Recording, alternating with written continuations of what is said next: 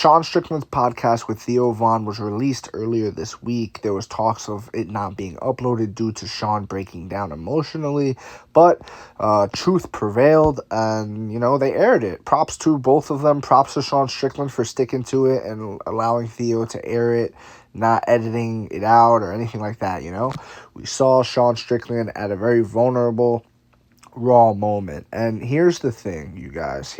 Here's the thing, you guys.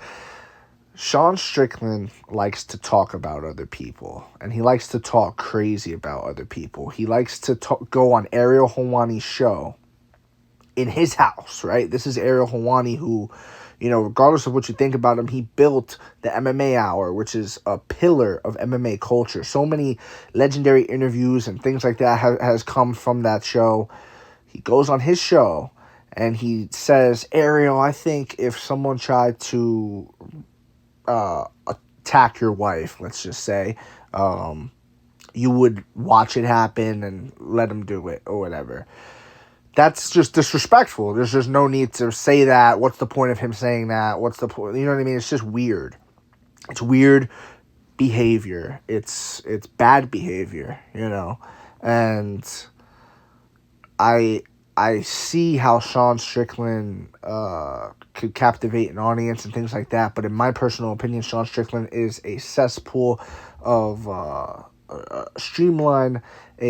septic tank of thought, right? A septic tank of thought, meaning every time he opens his mouth, he's talking shit, and it begins to stink up the room. This is my opinion on Sean Strickland. He also talks about Ian Gary's wife and things like that. He goes on to say, wives are off limits. There was just a quote he had earlier this week. I did a video on it earlier in the week. And he's talking about wives are off limits, kids are off limits, things like that. But you're talking about a guy's wife. You literally say she was ran through by the soccer players. You know what I'm saying? That's what this clip is from. He's saying she was ran through by the soccer players. How in the world is that called for? How is that okay to say? You know what I mean? Regardless of if it's true or not, it's none of our business. Why do you care, the viewer? Why do you care about the past of a UFC fighter's significant other? Doesn't make sense to me. It's gossip and it's garbage. It's something where you find out as you're scrolling and you go, oh, okay, that's weird that I even know that. And then you keep scrolling. For example, Alex Pereira, apparently him and his girl broke up or something like that, but someone actually was looking in the follows. They were like, okay, who does she follow? Who does he follow? Oh, they stopped following each other. Oh my God. This is weirdo behavior, guys. This is weirdo, stalker-esque behavior. It's just not healthy. It's toxic. It really is toxic. And yeah, that's pretty much it. And same thing with this, man. Who cares about Ian Gary and his girl?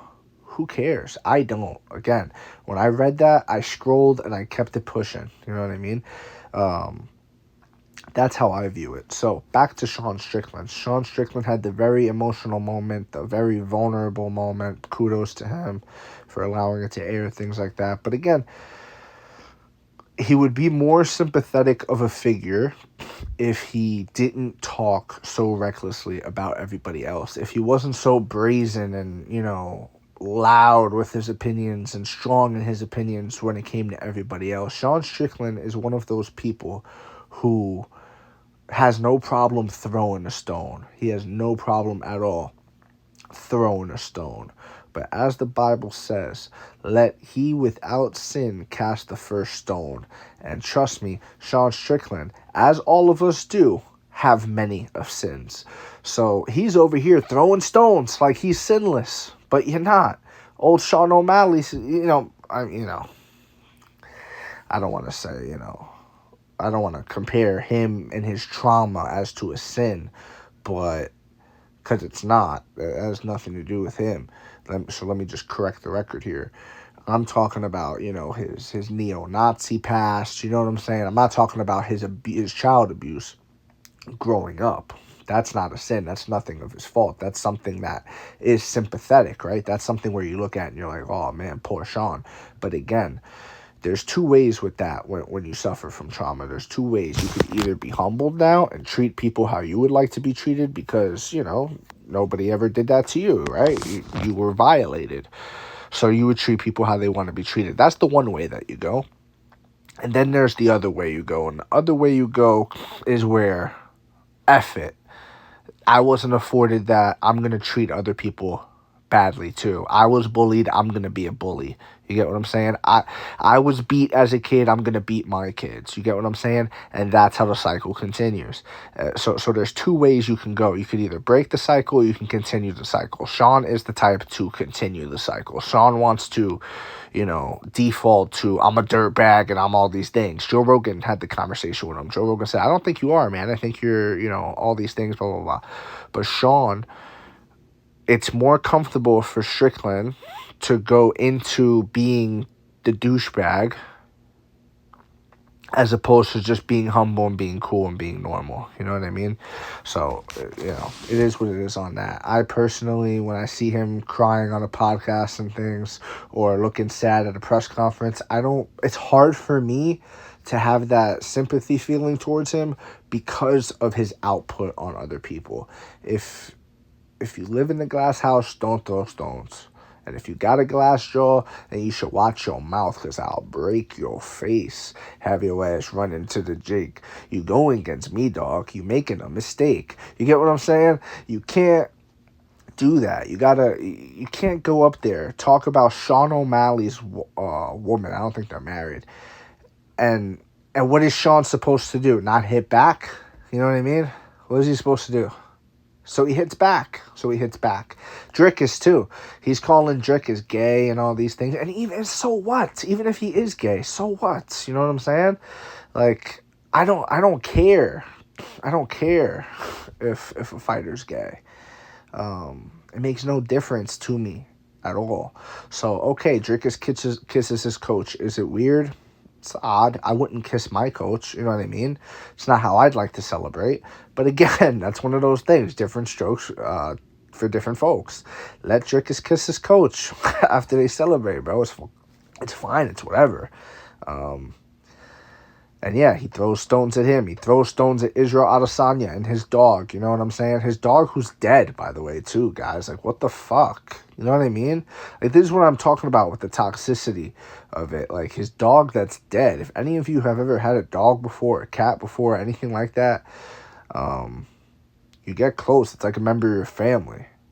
So, it makes no sense to me how I'm supposed to feel sorry for this guy.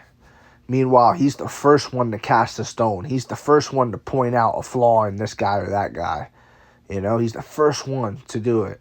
But yet, when it's done to him, when his, background gets brought up and things like that, then he wants to, break out the tissues and, you know what I mean? It is what it is. So that's my take on it. I would like to see Sean Strickland learn from all of this and conduct himself in a more upright way as opposed to how he has been conducting himself, but we'll see. Only time will tell. So that's my take on the Theo Von podcast with Sean Strickland and the moment he had with Ian Gary. So let me know what you think in the comment section below. If you agree, disagree, it does not matter. Just join the discussion and please follow for more. Thank you. You are appreciated.